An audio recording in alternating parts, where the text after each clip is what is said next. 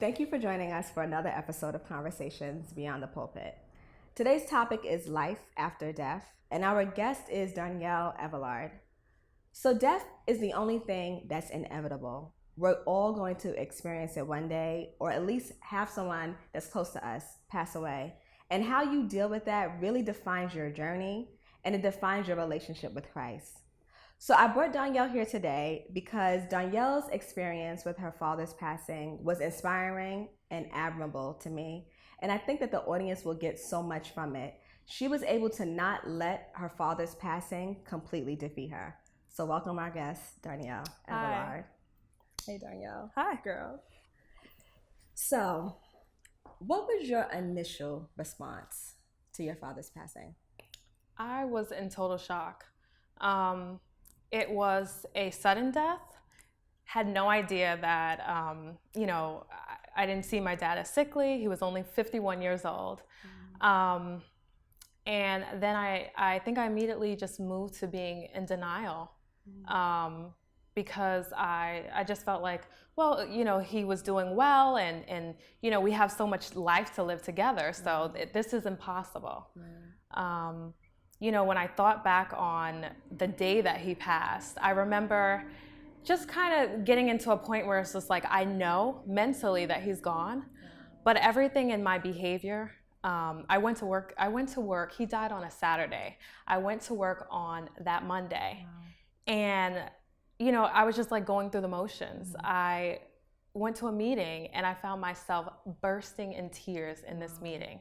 And that's when I knew that, girl, what are you thinking? Why did you go to work?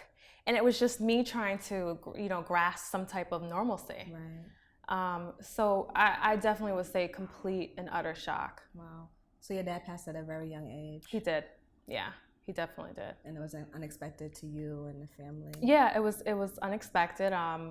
I actually, the night before my father passed away, he was in a play. Right. So I was supposed to see him that night in the play, but that I ended up not going to see him in the play that day because the next morning I had to be at some fundraising event. Wow. So I decided not to go.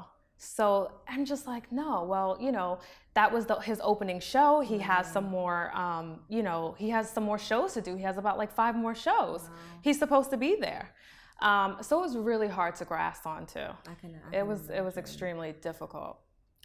So what was your relationship with your father like before his passing? So my relationship with my dad was just, I spoke about this with you. It was rocky, to say the least. And when at the point that he passed away, I would say about maybe like the year before he passed away, my dad, he lived about maybe like an hour away from me. So before he passed away, he ended up moving like literally 10 minutes walking, a couple of minutes driving from me. So I found myself, I found my dad just putting more effort into being someone who was more responsible. And I think that when I talk about my dad not being, us having a rocky relationship, it really had to do with the fact that I was disappointed by him a lot of times growing up. And I always wanted to have that relationship. I really, I have a close relationship with my mother, and I always wanted to have that relationship with my dad, but there were different things that he did that made it really difficult and placed me at a stance where I felt that sometimes I was acting as an adult, and it was hard, to say the least. But this year before he passed away, he was just so active, and we would see each other all the time, and made plans to go out to eat on a regular basis. And I even found myself calling him up as much as I would call my mom up during the day. So it was, when I think about God's miracle, right, and how he allowed that relationship to happen, I'm amazed.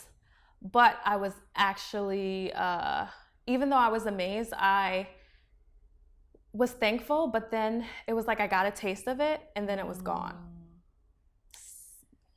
It's so interesting that you say that, because I hear the same scenario from other women who lost their fathers, I've heard, this is the third time that I've heard almost that exact same story Really? from two of my other friends. Mm-hmm. And they said that they had a rocky relationship with their dad. Yeah.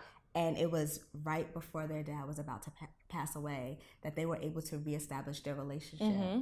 Yeah. One of them was able to have gratitude in that moment that God allowed that to happen. And the other struggles just a little bit with it.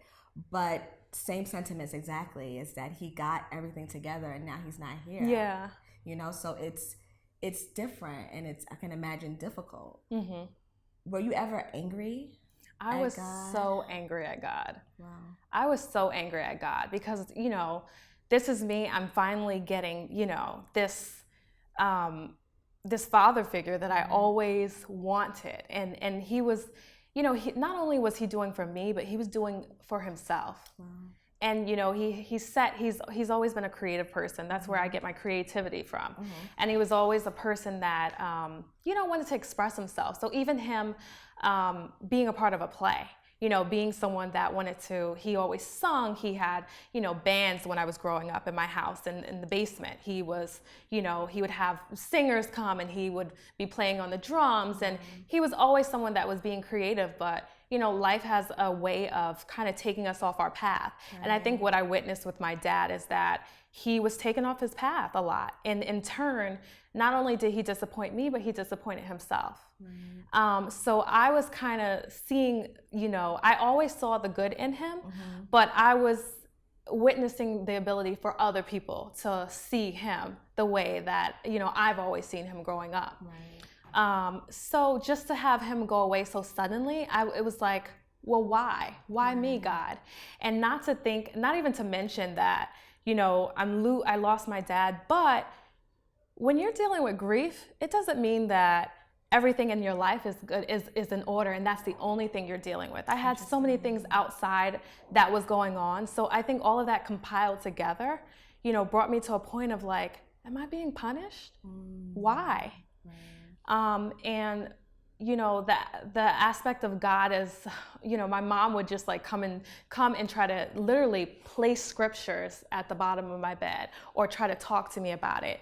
And, you know, that didn't bring comfort. Wow. It was a sense of, for me, guilt, because my mom would say, well, you know, I have a different perspective about dying. You know, I have a way to accept it because, you know, I believe in the Lord and you know, I know what the Bible says, and you have to get to know the Bible. But that's not where I was. That wasn't the phase that I was at.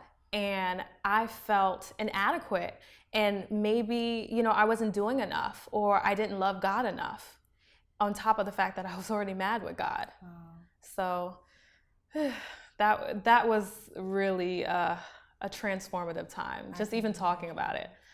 You touched on a lot of points there, and I want to pull different pieces from it because I feel it's important to speak about.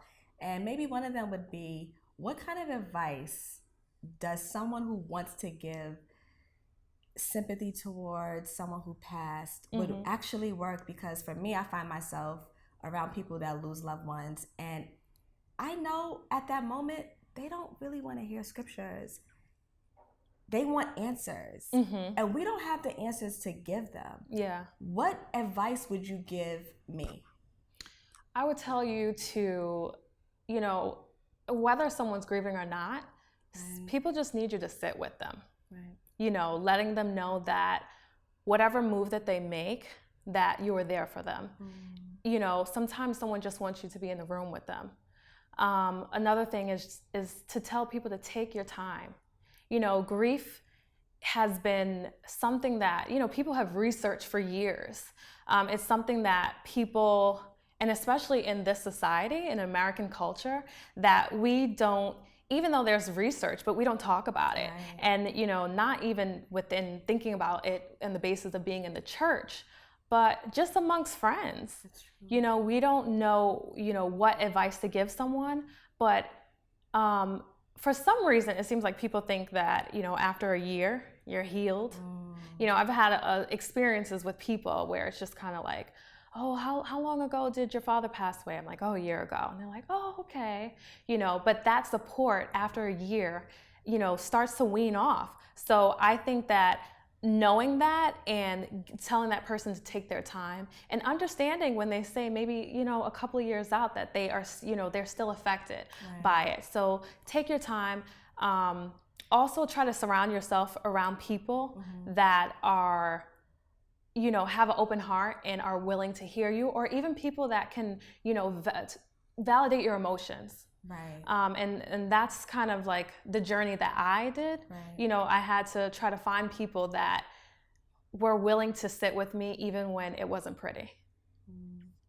So speaking about your journey, what was that like? And let me just preface this by saying that I was there at the moment you lost your dad miraculously. Yeah. I still think back to that time. I'm just like, how were we? I think we were supposed to hang out that night. Introduced. We were supposed to have like a sleepover, a girls' event that night. I had to cancel that same day that he died, and I had to cancel. I didn't know. Yeah. That makes sense. Yeah. I didn't know that.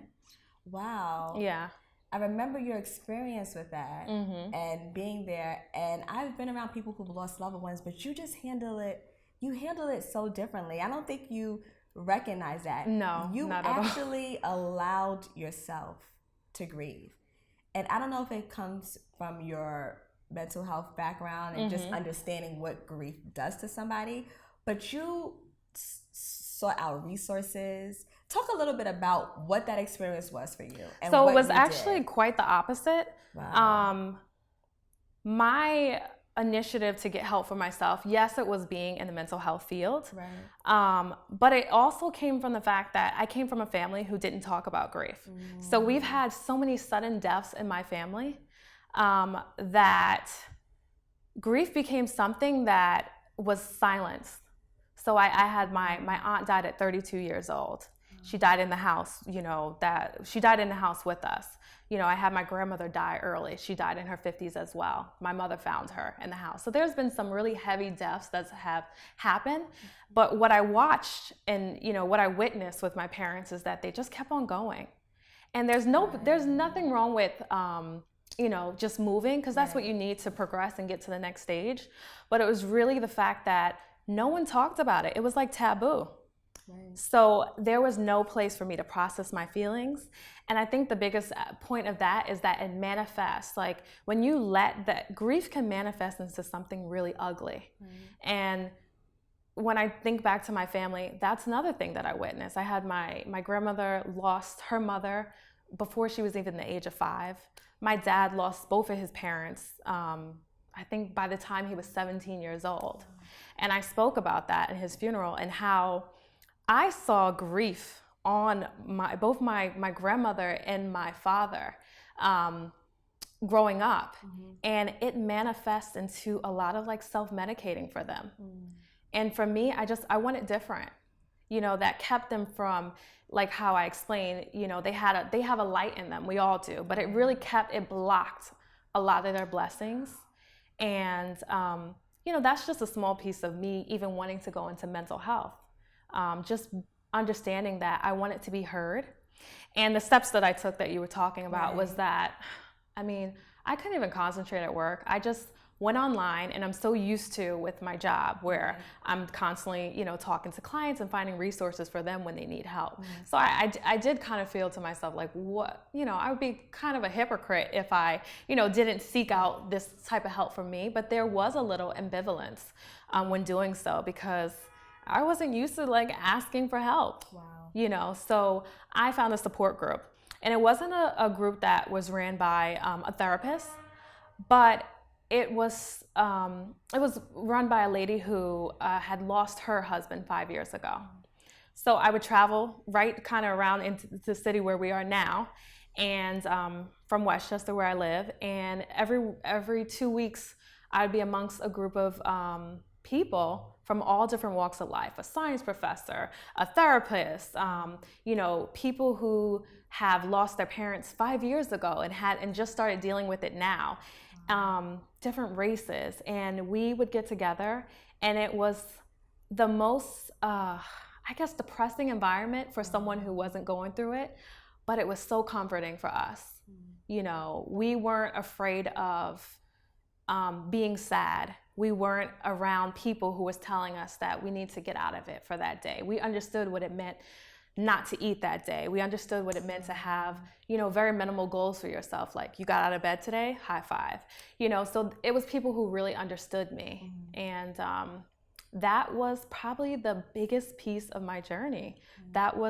I knew that I wasn't alone. And I think with anyone who's going through something, you really have to know that you're not alone. And we know that people die every day, but if you don't talk about it, we really are alone. So my last question to you would be, what would you tell your past self? Something that you know now to help her. Simply that it's going to be okay. That you are going to get stronger from it, and you hear it. But I would, walk in a place where I really believed it. Right. And that God is going to be there. Yes. And I don't know if that's something that, it takes sometimes a difficult event to happen for you to kind of hold on to God tighter. And we hear that, and it's so cliche, but it's the truth. It's the truth. It really is the truth. And for me, that's what happened. I have such a new zest for life. That's beautiful. I feel happy because I have accepted grief, and just me even going to a support group. It was a way that time that it forced me to take time for myself, and to face my pain. And that was a way of me loving myself, where I didn't think about anyone else. I had a mission, which was to, face everything, to not delay the grief process. Because if you don't face it, you're going to have to eventually face it. And that's something that I wanted to do. I really wanted to be able to, face it front on. And the biggest thing is that, you're going to meet some people along the way, or you'll be able to recognize those people that are really there for you. And it brings me so much peace. Of course, I miss my dad, and if I could change things, he would still be here. But I do like the person, that I've grown to be in this process, and the things that I've learned, and the wisdom that I have. And I think that I can, then be able to help my family, with dealing with grief and facing it. Yeah. And I think I would add that I like the person that you are too. Thank you. And I thank you for your strength, because it's not always easy to share these things that are so intimate. Yes, thank you so much. Yeah. So I thank you for your strength, your tenacity, your courage to come here today. Oh, I appreciate you too. Just get out. Oh, just get out.